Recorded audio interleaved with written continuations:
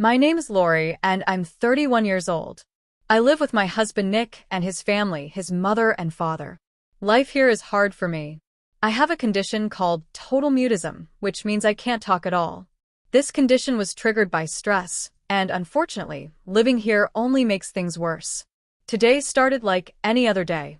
My sister-in-law burst into the room, shouting angrily. She looked at Nick and asked sharply, "Who's supposed to protect Lori?" Nick hesitated, unsure of what to say. Before he could get a word out, she slapped him across the face. "Don't just stand there saying, answer me," she yelled. Nick tried to respond, but she raised her hand again as if ready to hit him a third time. He quickly stammered, "It's me. I'm the one who should protect her. I'm sorry." I stood there silently, watching the scene unfold. I wanted to speak up, but I couldn't. I've lived like this for a long time now, unable to defend myself or even express my feelings. Sometimes I feel invisible, like I'm just a shadow in this house. Living with my in-laws is a struggle. My mother-in-law often reminds me how much of a burden I am. "You can't even talk," she'll say with frustration. "You're such an inconvenience. What kind of wife can't even communicate?" Her words hurt, but I don't have the ability to respond, so I simply lower my head and carry on. Tonight, like every night, I was in the kitchen preparing dinner. Cooking is one of the few things I can do to contribute, even if I never get any credit for it. My mother-in-law acts like she's the one doing everything.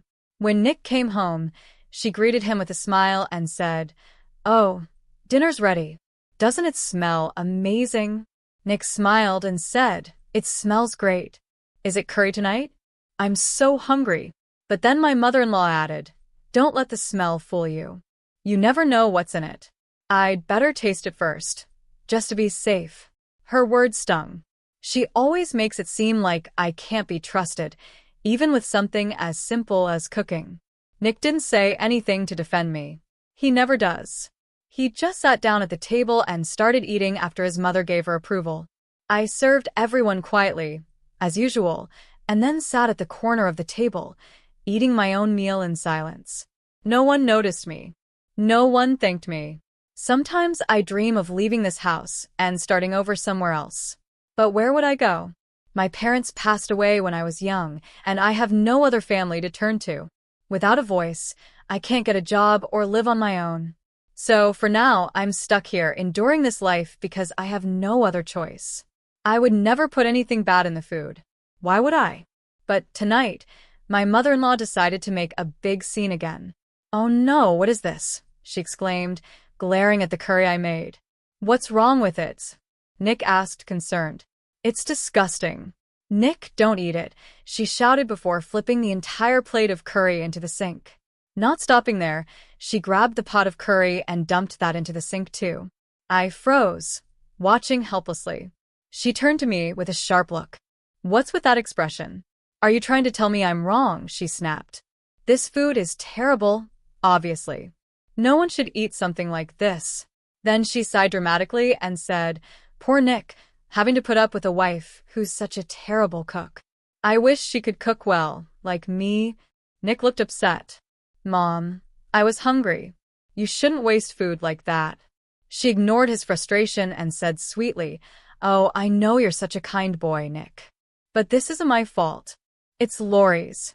She's the one who wasted all the food by cooking something so awful." Her words stung.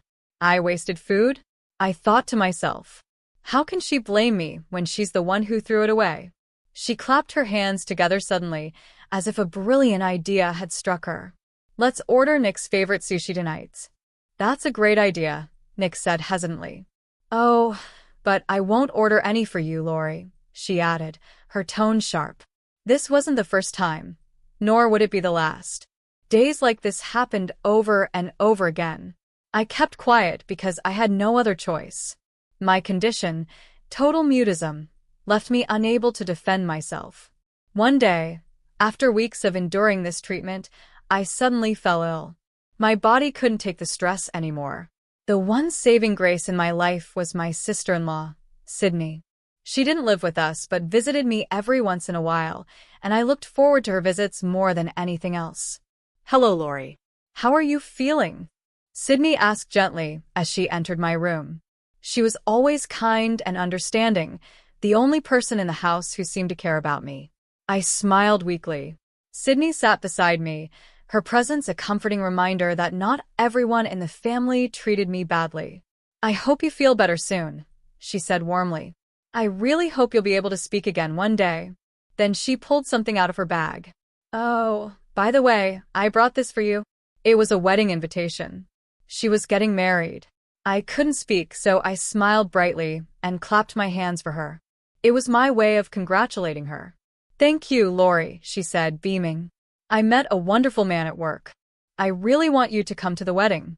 Please make sure you're there, okay? Her words touched me deeply. Sydney had taken time out of her busy life to hand me this invitation personally, and she genuinely wanted me to be part of her special day. That evening, however, my mother-in-law was furious when she found out. Of course, we'd be invited to Sydney's wedding, she fumed. But why on earth would she invite Lori? It doesn't make sense. I overheard her words from my room, and they stung just as much as the other things she said about me. Even a happy moment like this couldn't escape her cruelty. But no matter what she said, I decided I would go to the wedding. For once, I wanted to feel included and part of something special. Sydney's kindness reminded me that not everyone thought of me as worthless. I guess it's because she's my wife, Nick said with a shrug. But it's not like she had to be invited. My mother-in-law chimed in, her tone sharp. Just because they're relatives doesn't mean they all need to come. Isn't it normal to invite only the important ones? Nick nodded, agreeing with her. Yeah, I guess so. She's just too nice. That's the problem, my mother-in-law continued. She probably felt she had no choice but to invite her. Honestly, she's too sweet for her own good. Unlike my mother-in-law or husband, Sydney, my sister-in-law, is nothing like them. She's kind and caring, more like my father-in-law, who is calm and fair. She's always treated me with respect, and for that I'm grateful. The day of Sydney's wedding finally came. I was excited to celebrate this special day for her, but while I was in the bathroom, my mother-in-law and Nick left without me. When I came out, I realized they were gone. They didn't even bother to tell me they were leaving. My heart sank. I couldn't understand why they would treat me this way, especially on such an important day. As I sat in silence, a thought crossed my mind. Why am I still holding on to them? My illness, total mutism, has made me believe I need them to survive, but maybe I don't. There are support centers and organizations that help people with disabilities. Perhaps I could find a job, even without being able to talk. Yes, I'll get a divorce. The thought brought me a sense of relief. I couldn't keep living like this, enduring their constant cruelty. But before I left this toxic family for good, I wanted to celebrate Sydney's wedding. She had been so kind to me, and I couldn't miss her special day. Determined, I grabbed my bag and headed to the train station. Once there, I took a cab. I typed the wedding venue's address into my phone and showed it to the driver. He nodded and drove me there. When I arrived, I found a seat quietly among the guests. As soon as my mother-in-law noticed me, her face twisted in annoyance. She rolled her eyes, and Nick laughed under his breath. "What are you doing here?" she hissed. I looked at her silently, unable to respond. "What's that look for?" she snapped. "You can't talk, so now you're giving me some kind of attitude? You've got such a twisted personality. You weren't even supposed to be here, so we left you behind. And yet here you are, ruining the day. What a pain." Before she could continue, a relative nearby intervened. "Oh, come on, that's enough. She's here now. Let's all focus on celebrating Sydney's new life. Look, the ceremony is about to start." I ignored my mother-in-law's cruel words and focused on the reason I was there. Sydney. She looked stunning in her wedding dress, her face glowing with happiness. Seeing her so radiant made me smile. This was her day, and I wouldn't let anyone ruin it for her. Not even my in-laws. Sitting there, I made up my mind. This was the last time I would endure their cruelty. After the wedding, I would take steps to build a new life for myself, one where I could find peace and dignity. But for now, I pushed those thoughts aside and focused on Sydney's joy. Her happiness was worth it. As I watched my sister-in-law during the wedding, I couldn't help but admire her. She looked so beautiful and happy that, for a moment, I forgot about my mother-in-law and husband. The warmth and joy in the room made me feel at ease, even if just for a little while. After the candlelight ceremony, there was a short break, so I decided to approach Sydney, my sister-in-law. I smiled at her and clapped my hands softly to show my admiration. She noticed me immediately and smiled warmly. "Lori, thank you so much for coming today," she said kindly. I took out my phone and typed a message, showing it to her. She read it and nodded enthusiastically. "Of course. Let's take a picture together," she said, her voice full of excitement. Sydney is such a kind and understanding person. She doesn't need me to speak to know how I feel. She always seems to understand me perfectly, even without words. Her warmth and empathy are things I've rarely experienced in this family. It made me happy to share this moment with her. As we talked, some of her friends came over to the table. I bowed politely and returned to my seat, not wanting to take up too much of her time. But as I sat down, my mother-in-law appeared in front of me with a glass of wine in her hand. She looked straight into my eyes and then, without warning, poured the wine upside down onto my chair. I stared at her in shock. "What is she doing?" She smirked and said mockingly, "Oh no, I spilled my wine. What a shame. I guess there's no seat for you now. You should just go home." Before I could react, some staff members rushed over to bring me a new chair. But my mother-in-law waved them away. "Don't bother. She's leaving anyway. Go back to your other tasks," she said coldly. My husband stood nearby, laughing quietly. He didn't even try to stop her or defend me. I felt humiliated and angry. All I wanted was to celebrate Sydney's special day. That was the only reason I came. I realized I had done what I came for, and there was no reason for me to stay any longer. I turned my back on them and started walking toward the exit. Before I could leave, I felt a hand grab my arm. I turned to see Sydney standing there, her face full of concern. "Wait a minute," she said softly. Seeing the desperate look in her eyes, I couldn't hold back my tears anymore. They started flowing uncontrollably. "It's okay," she said, pulling me into a gentle hug. "I'm so sorry, Lori. I didn't realize what was happening before." She let go of me and turned her attention to my mother-in-law and Nick. Her expression changed from gentle to furious as she marched up to them. Without hesitation, she slapped Nick hard across the face. "Nick, you're supposed to protect Lori," she yelled. Nick stammered, But Sydney didn't let him finish. She slapped him again. "Don't you dare say, Answer me. Who should protect Lori's?" Nick looked down, his voice shaking. It's me. I'm sorry. I'm so sorry." "That's right. It's you. Then what were you doing just now?" "Laughing while your wife was being humiliated," she shouted. Nick mumbled something, but Sydney didn't wait for him to finish. She slapped him again, this time on his other cheek. "I'm sorry. I'm so sorry. I was laughing. I shouldn't have. I'm sorry." Nick cried, his tears falling as he apologized. I watched the scene in disbelief, overwhelmed by Sydney's fierce defense of me. For the first time, someone had stood up for me in this family, and it gave me the courage to believe I deserved better. I couldn't help but laugh a little at my sister-in-law Sydney's relentless scolding of Nick and my mother-in-law. But while I found it amusing, Sydney was completely serious.